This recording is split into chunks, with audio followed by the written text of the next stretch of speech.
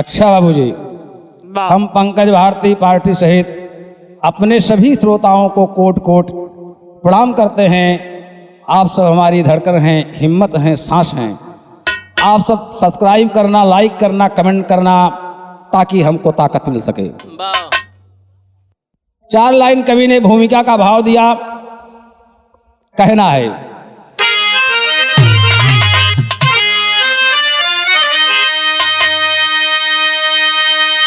उन सपूतों को जो सरहदे हिंद पर देश की हिफाजत करते हैं,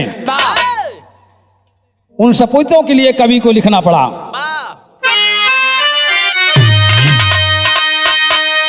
सिजदा में लाख बार करता सपूतों का,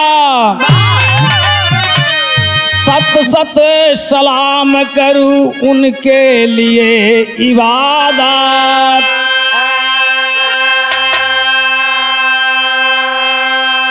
नार निद्रा त्याग करे वतन की हिफाजत, काबिले तारीफ है जवानों की आदत।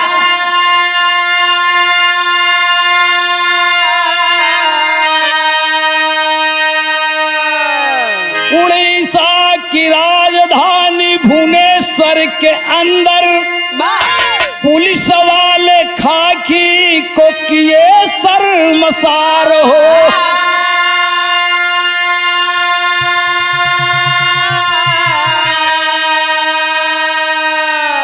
आर्मी मंगेतर से किए घृणित कार्य हो। अबला पे पुलिस किया भारी अत्याचार हो।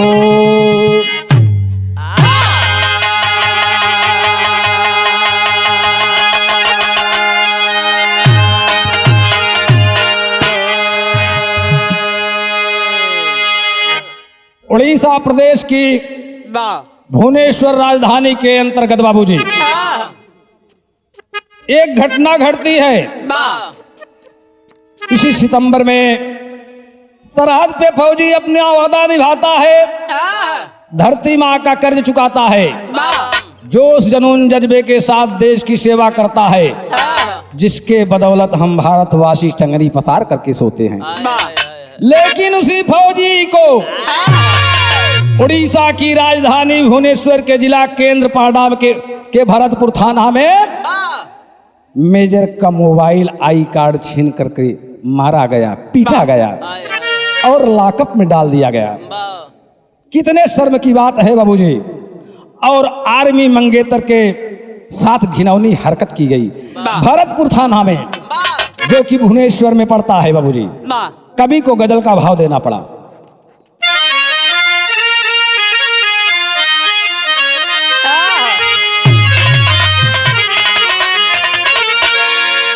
वही गजल का लाइन बा का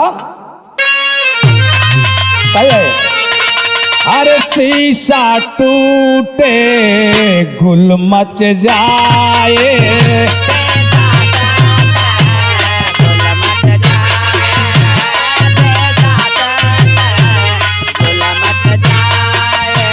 शीशा टूटे गुल मच जाए, दिल टूटे आवाज न आए।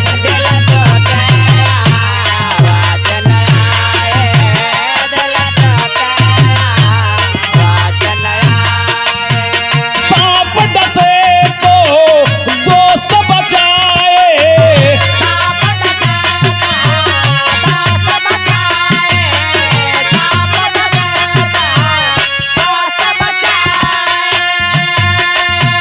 सांप डसे तो दोस्त बचाए, दोस्त डसे तो कौन बचाए।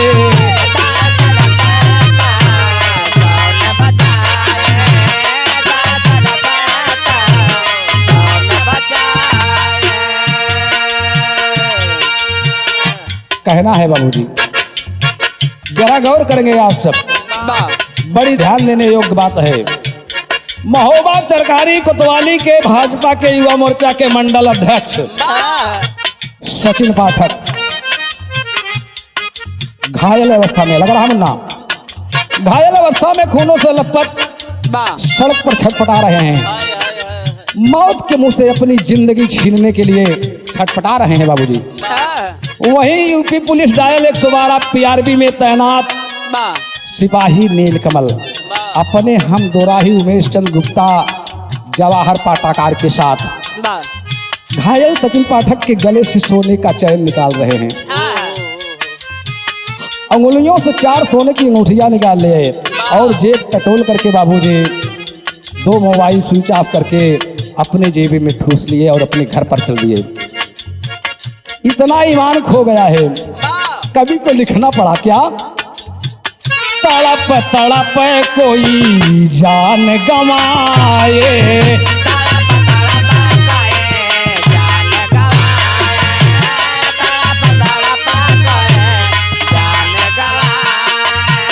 तड़प तड़प कोई जान गंवाए, धन के लुटेरा बाज न आए,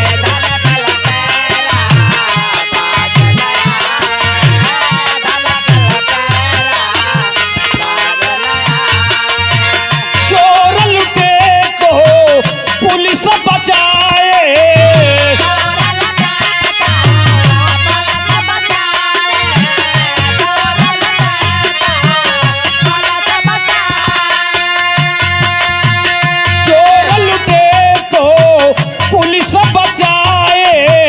पुलिस लुटे तो कौन बचाए,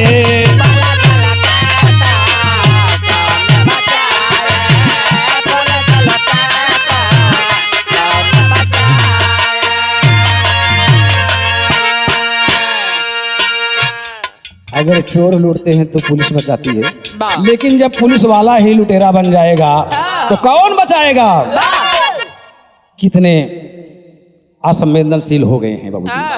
वहीं अस्पताल में सचिन पाठक तो दम तोड़ दिए बाबूजी, लेकिन सिपाही नीलकमल और उनके दो हमराही पर मुकदमा दर्ज करके जेल भेज दिए। लेकिन कहना है नजम का भाव बा, सही है?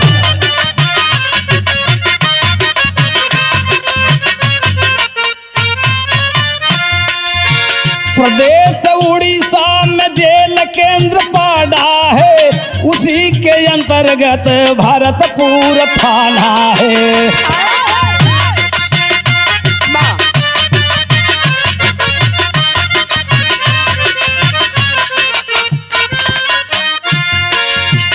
आर्मी मंगेतर एक होटल को चलाती है, आए दिन रोज अपने घर से आया जाती है।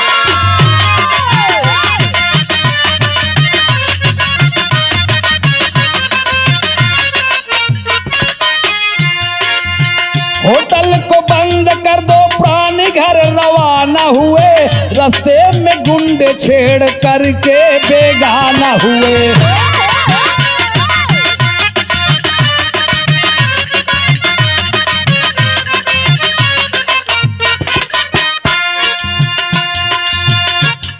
आर्मी की मंगेतर जो कि भुवनेश्वर के अंदर अपने एक रेस्टोरेंट को चलाती है बाबूजी, अपने रेस्टोरेंट को बंद करके दोनों प्राणी कार से चल देते हैं। तब तक रास्ते में कुछ गुंडे, लगा रहा ना, गाड़ी को रोक करके छेड़खानी करते हैं।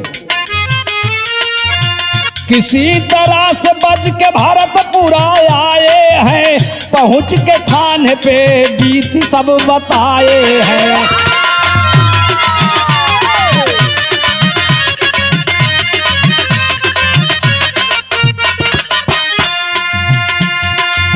दो 2024 रहा 15 सितंबर हो, 2024 रहा 15 सितंबर हो, पुलिस के किस्त से रो दिया है अंबर हो।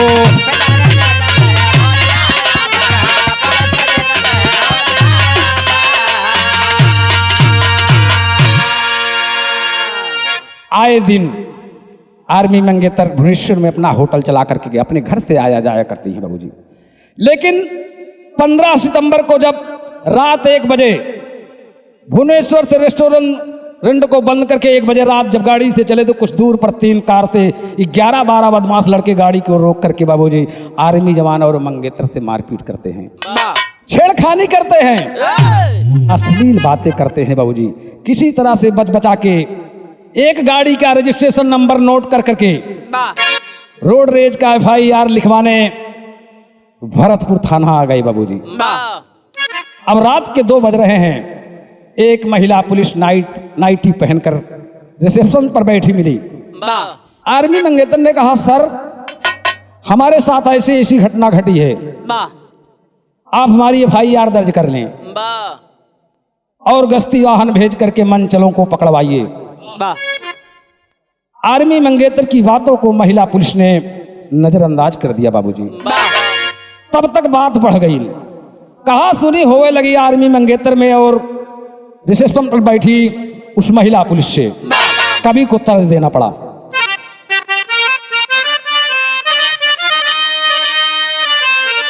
कि हमरा के कैला बदनाम, हाय श्याम प्रीतिया लगा के।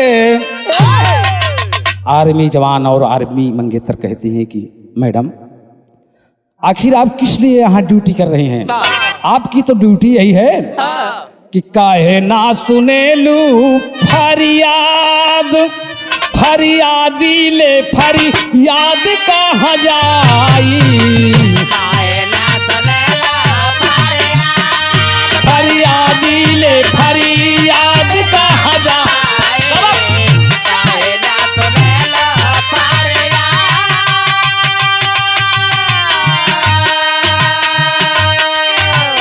आप ड्यूटी पर हैं, हम एक लॉयर भी हूँ, इतना तो बनता है कि आप पब्लिक की सेवा करें, पब्लिक की सेवा के लिए हैं।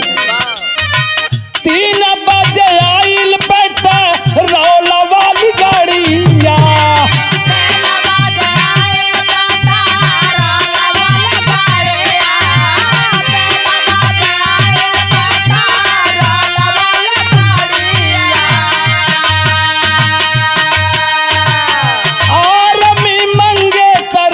के बोल पड़ी बोलिया, नियम कानून रखा याद, फरियादी ले फरियाद कहाँ जाई।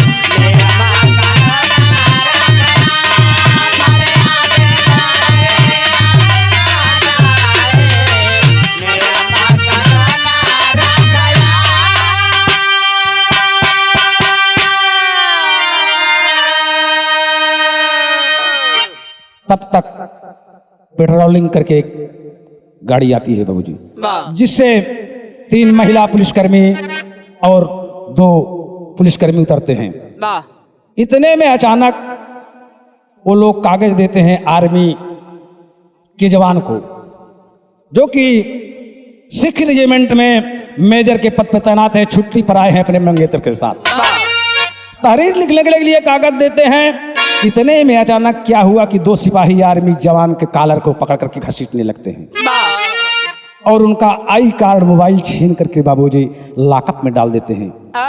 इस बात को देख करके आर्मी मंगेतर ने इसका विरोध किया, कहा कि आप सब आर्मी जवान को लॉकअप में नहीं डाल सकते हैं, यह अनलीगल है। तब तक बात बढ़ल बाबू। तब तक 2 महिला पुलिसकर्मी आर्मी जवान के मंगेतर का बार पकड़ कर बाबूजी घसीटने लगती हैं। कभी को विदेशिया का भाव देना पड़ा। अरे 2 महिला पुलिस धाई के बरावा घसीटे लागी, एक महिला पुलिस मारई मुहावा पे ठुसावा,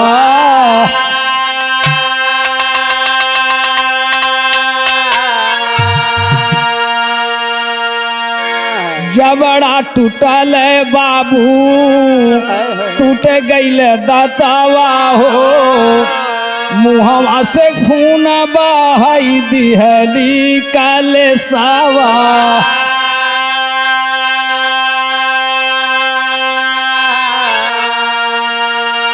तो नारी को सतावे में पीछे रहली, अरे नारी दिल से उठ गईल मर्द बीसवसावा।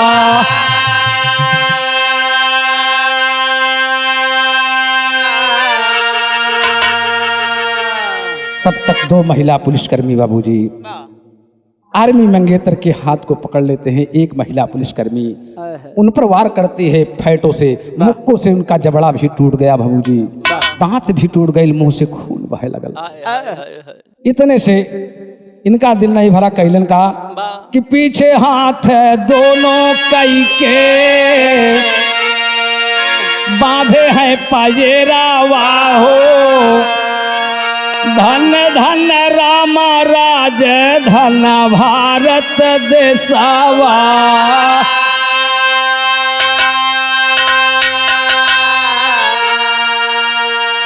तो एक महिला सिपाही जब दाबी गरा दानावा हो, अरे आर्मी मंगेतर तब काट लिहली दातावा।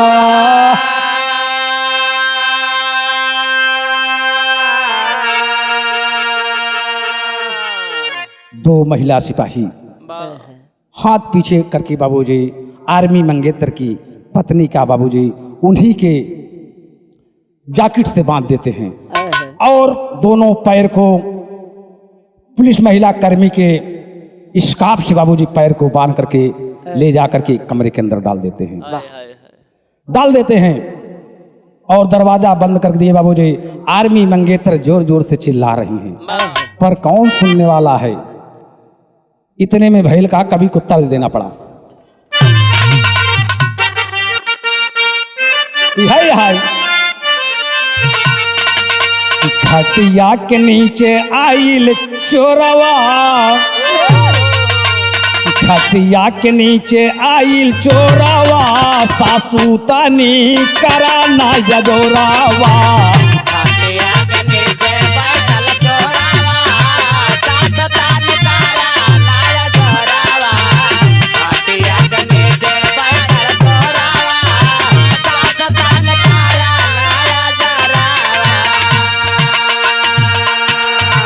आर्मी मंगेतर जोर जोर से चिल्ला रही हैं कि हमें बाहर निकालो, लेकिन बाबूजी कौन सुनने वाला है।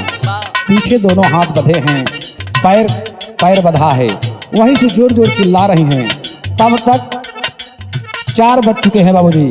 यह 15 सितंबर 2024 की घटना है। रात 16 सितंबर हो गया था। ये तने में जुड़ाइल नहीं छतिया, खाकी वाले करे दूर गतिया। तने में जुड़ाइल नहीं छतिया, खाकी वाले करे दूर गतिया। तने में जुड़ाइल नहीं छतिया, खाकी वाले करे दूर गतिया। ये तने में आया एक पुलिस का कमीना,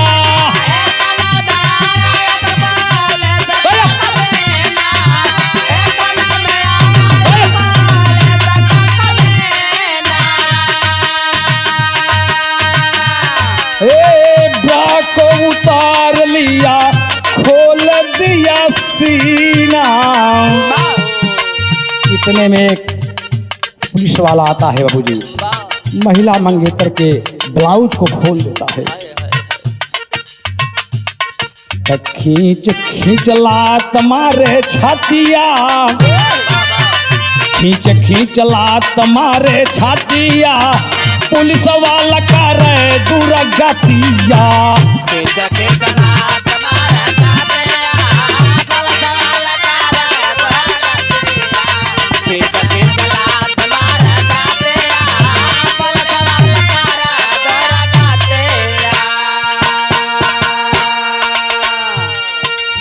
ब्लाउज को उतार करके जो जवान हमारे देश की रक्षा करते हैं उनकी मंगेतर के साथ जवान लॉकअप में बंद है, अपने मंगेतर की आवाज को सुन रहा है, दर्द को सुन रहा है बाबूजी, लेकिन मजबूर है आर्मी का जवान करके ही क्या कर सकता है। पिंजड़े में बंद है। पुलिस वाला ब्लाउज को उतार करके बाबूजी उनके प्राइवेट छाती पर अपने बूटों से बाबूजी वार करता है। जोर जोर से मंगेतर चिल्ला रही हैं, दर्द से करा रही हैं बाबूजी, चिल्ला रहे हैं प्लीज ऐसा मत करो। कोई बचाने वाला नहीं है।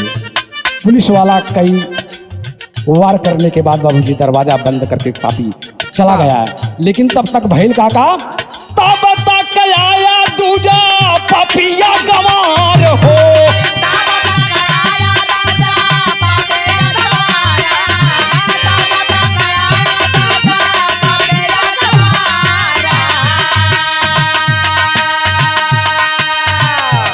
तब तक थाने का दरोगा IIC दीना किशोर मिश्रा आ गए बाबूजी, और जहां आर्मी मंगेतर दरवाजे में बंद है, दरवाजा खोल करके अंदर जाते हैं।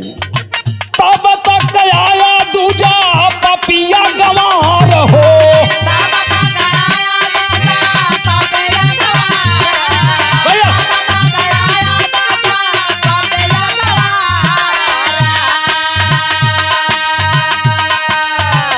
पैंट का नीचे करके किया असमत उघार हो। याद ताई वह पुलिस थाने का दरोगा आर्मी मंगेतर के पैंट को बाबूजी हाथ पैर बंधे हैं नीचे कर देता है, और अपने पैंट को खोल करके बाबूजी अपने गुप्तांग को आर्मी मंगेतर के मुंह के सामने ले जाता है और कहता है कि कितने बार लोग तो चुप रहोगी। बात को कहने में बाबूजी शर्म आ रही है। वर्दी की गरिमा भूल गया। खाकी वाला महिला आर्मी मंगेतर के पैंट को नीचे करके अपना पैंट खोल करके अपने गुप्तांग को दिखा रहा है और अश्लील बातें कर रहा है। ये हमारे देश की गरिमा है। पैंट नीचे करके किया या समत उघार हो।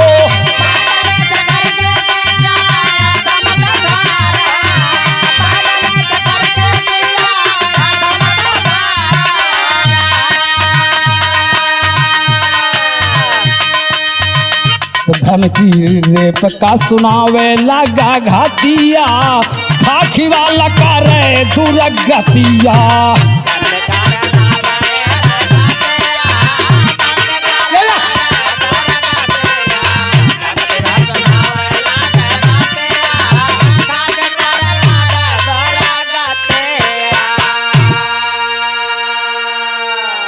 आर्मी जवान के मंगेतर के मुंह के सामने रेप की धमकी देता है, अश्लील बातें करता है बाबूजी। कितने शर्म की बात है। बारे मेरे देश के सिपाही कभी को टेरी का भाव देना पड़ा। हाय हाय, अरे खाकी को शर्मसार कर दिया, अरे खाकी को शर्मसार कर दिया, वर्दी की गरिमा को बना दिया है राखी, खाकी को शर्मसार कर दिया।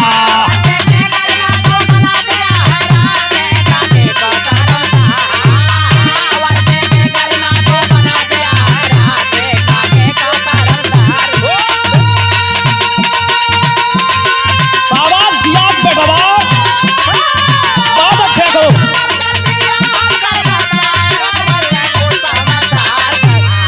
वर्दी की गरिमा को बना दिया है राखी, खाकी को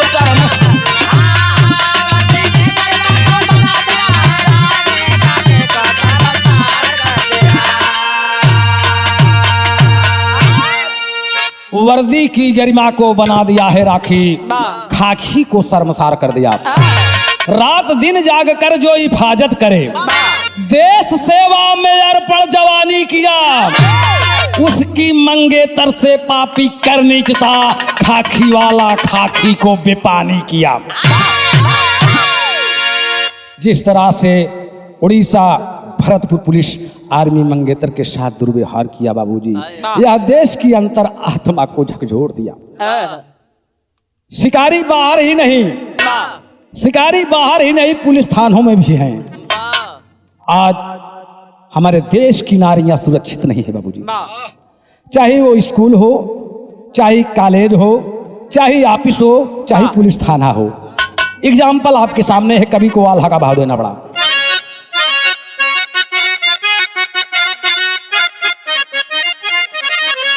अरे देशवा कर चक जाबा भचक बनी जाई है भैया,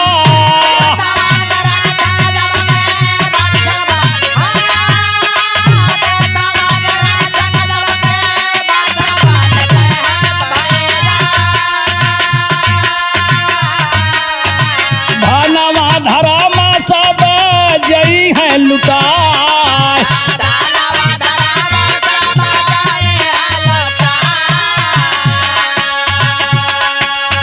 यही इंसाफ यही पुलिस सहायता भैया,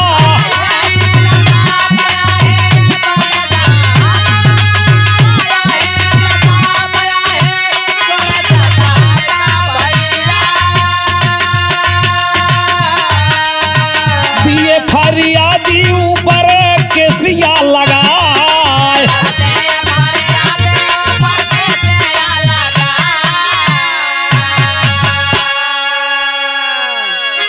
रोड रेज का FIR दर्ज कराने आर्मी जवान और आर्मी की मंगेतर पहुंची थे। आखिर यही इंसाफ है। पुलिस सहायता, पुलिस प्रोटेक्शन देने के बजाय उल्टा फरियादी के ऊपर FIR दर्ज करके बाबूजी करते हैं क्या? सदर का भाव लगा बढ़िया, कई के 3rd डिग्री का ट्रीटमेंट पपिया, लाई संगीन धारा भेज दिए जे,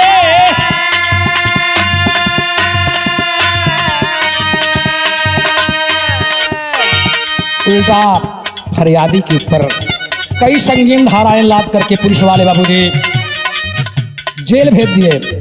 आर्मी मंगेतर के रिटायर पिता ब्रिगेडियर साहब से भी बताना मुनासिब नहीं समझे पुलिस वाले। इतना संवेदनहीन हो गई उड़ीसा भुवनेश्वर भरतपुर थाना के पुलिस की ब्रिगेडियर साहब, रिटायर ब्रिगेडियर की बेटी हैं आर्मी मंगेतर। पिताजी ब्रिगेडियर साहब जेल में जाके मिलते हैं तो कहना है, स्थानीय अदालत से मिलल ना जमाना,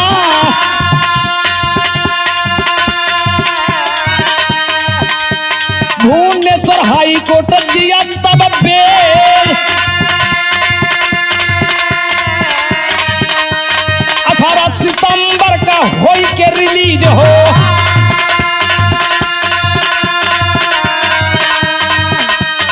इसको बताओ मैं पुलिस वालों का खेल,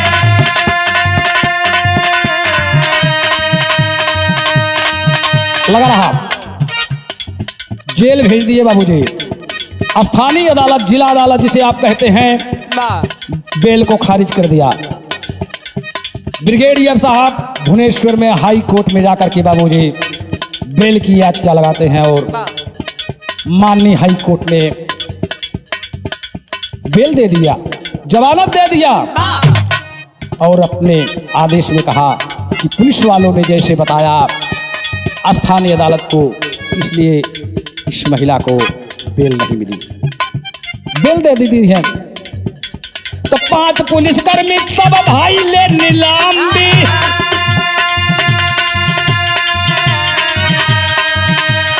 दो ठौर मेल बाबू 3 ठिप में,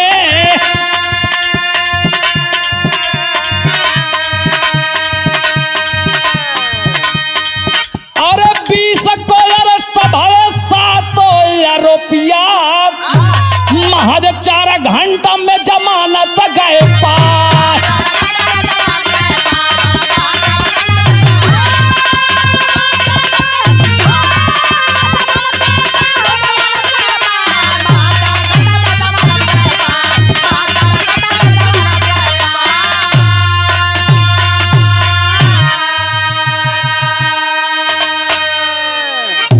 वो जो 11-12 गुंडे आर्मी मंगेतर और आर्मी को 15 सितंबर की रात को छेड़खानी किए थे, उसमें से 7 स्टूडेंट इंजीनियरिंग के गिरफ्तार किए गए बाबूजी, और उन पर नॉर्मल धारा लगा करके बाबूजी स्थानीय अदालत में पेश किए, जहां से उनको जमानत मिल गई।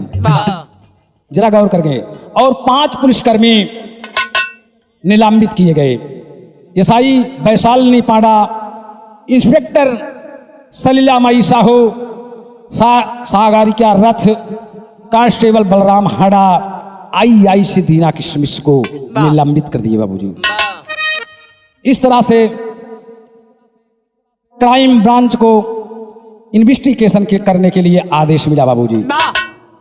क्राइम ब्रांच ने, जिसे आप सीआईडी कहते हैं, 5 पुलिसकर्मी के ऊपर एफआईआर दर्ज करके मुकदमा पंजीकृत करके लेते हैं और इन्वेस्टिगेशन चालू है बाबूजी। इस तरह से इसमें दोषी कौन है, निर्दोष कौन है, यह जांच का विषय है। जस्टिस होना चाहिए। सरकार से, अदालत से जनता का मांग बा, खड़ी का लाइन बा।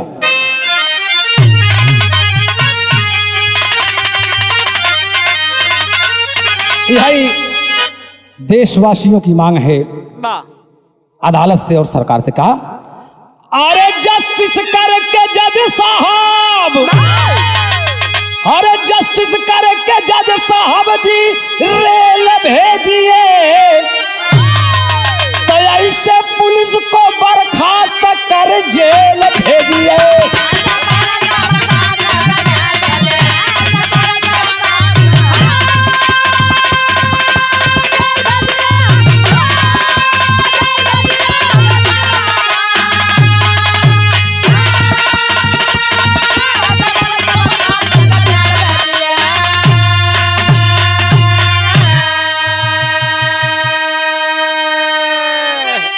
ऐसे पुलिसकर्मियों को जो हमारे देश की गरिमा को गिराते हैं, ना उन्हें फर्ज अदा करना है, न कर्तव्य अदा कर रहे हैं।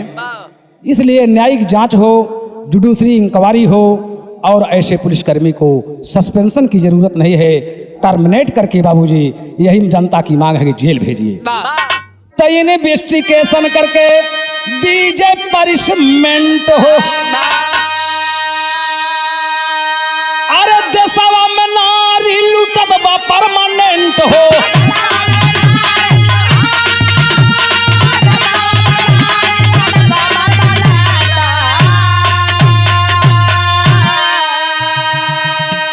ऐसे यताइयों पे कस के अब नकलेल भेजिए, तो ऐसे पुलिस को बर्खास्त कर जेल भेजिए।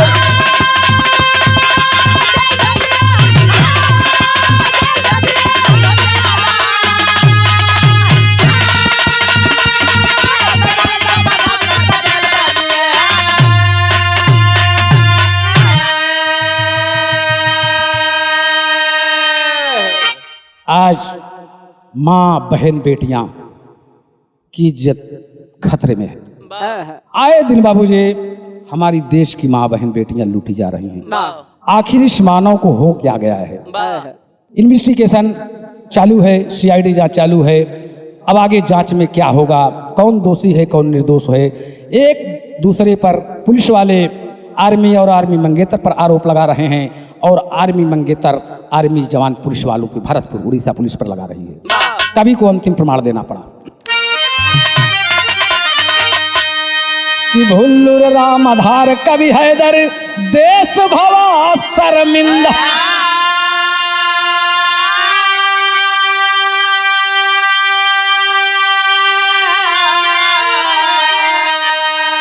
अरे पंकज भारती बिरहा गाया करते घटना की निंदा।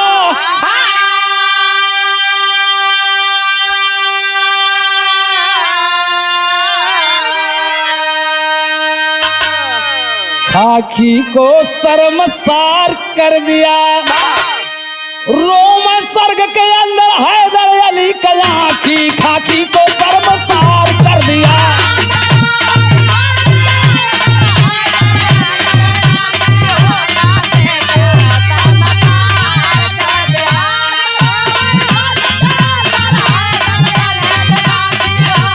की को शर्मसार कर दिया।